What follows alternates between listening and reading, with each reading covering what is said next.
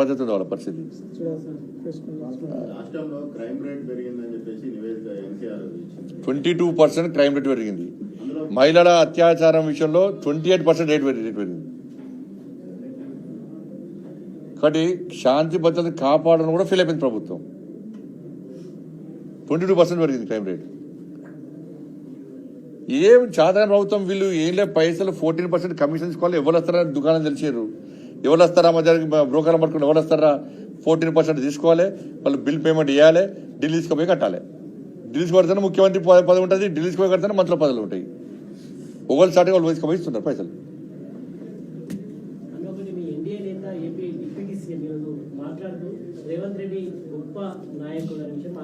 నాకు తెలియదు మరి ఆయనకి ఎట్లా గొప్ప పడుతుంది, ఏంటో గొప్ప పడుతుంది మరి నాకు తెలియదు. చూలే నువ్వు ఇబ్బంది తెలియదు నాకు. వాళ్ళ గొప్పతనం వాళ్ళ ఇద్దరి మధ్య అండర్స్టాండింగ్ గొప్పతనం నాకు తెలియదు మరి. అంటే ఆయనకు 6 గ్యారెంటీలు ఇష్టం తెలిసింది వాళ్ళ పాపం.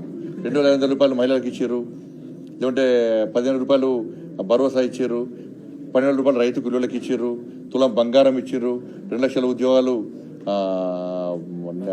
భర్తీ చేశారు, లేకుంటే 4,000 రూపాయలు నిరుద్యోగ బుద్ధి ఇస్తున్నారు, 4,000 రూపాయలు ఆసరా పెన్షన్లు ఇస్తున్నారని తెలిసింది వాచానికి. ఇట్లా రెండు పక్క చోళ చెప్పారు వాచానికి.